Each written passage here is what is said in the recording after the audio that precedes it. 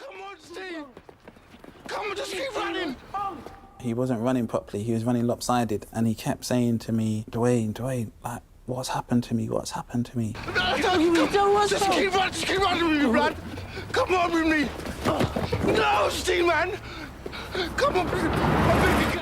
My son's been murdered, and none of these officers, the justice system, the politicians, nobody cared.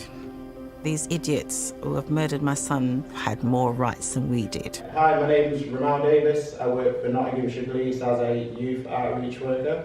My name is Ben Rosso. I'm the founder of the Pythian Club. I'm from London. I was actually around when Stephen Lawrence was murdered. I grew up in London, and I was actually 13 years old when Stephen Lawrence was murdered. And I didn't really understand at the time, understanding the politics and what happened. Obviously, I saw that a young man was murdered from our community. But I didn't really understand the repercussions at the time of what that meant until later on, basically, and understood that there were some serious issues when it comes to policing, when it comes to our communities within London and across the country. And with Stephen Lawrence's events, I like to celebrate his life. I like to understand what he was about, and what Stephen Lawrence means to me and the Pythian Club was very important for my community.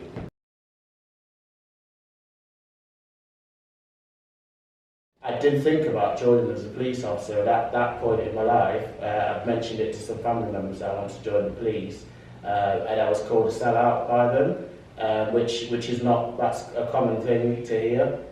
So at that stage I didn't join, and went on to do other jobs that really didn't fulfil me. It got bored easily, moved on to other careers.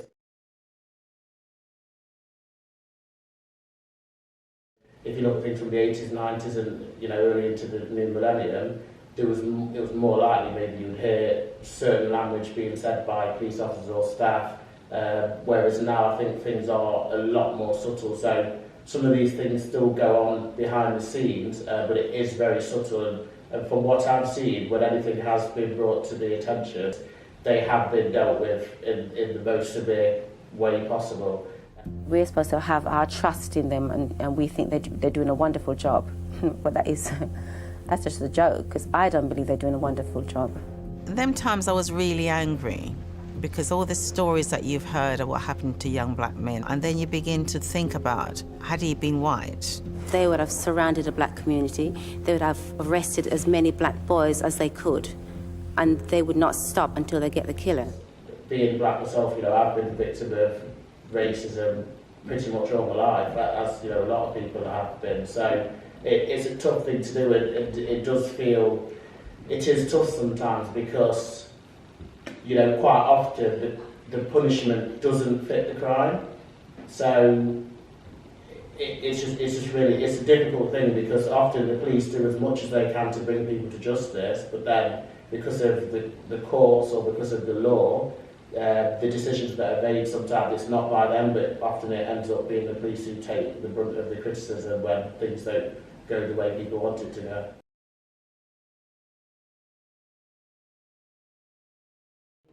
I think it's had a massive effect. I think Stephen Lawrence's murder has a massive effect on policing in general. I think it made the Metropolitan Police especially look at themselves about how they address different communities within the country. But other forces as well, I know Nottinghamshire Police as well had to look at themselves in the mirror and address some of the issues that they dealt with in regards to stop and search.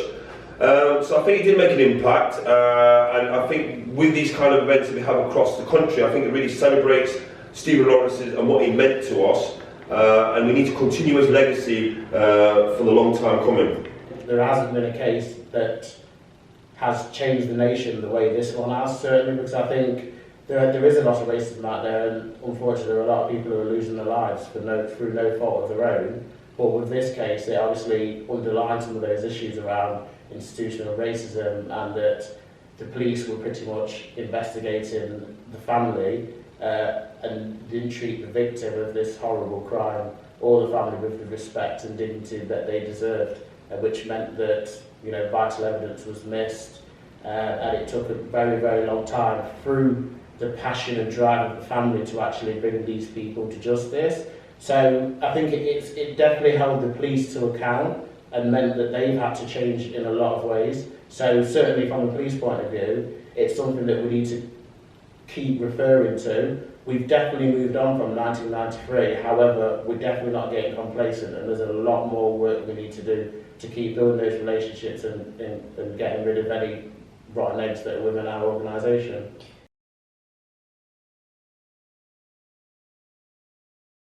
In 2018, Theresa May, who was the Prime Minister at the time, announced that there would be, every year, there would be a National Stephen Lawrence Day, which commemorated also the 25th anniversary. So in 2019, before COVID and the pandemic, we ran our first Stephen Lawrence Day event in 2019 at Bulwell Academy, and it was something that, again, the police had never really done before, especially in Nottinghamshire. And it was kind of a bit of a landmark moment because there was a lot of senior police officers there, there were a lot of members of the community, and we were all together, and there was all people from all different backgrounds.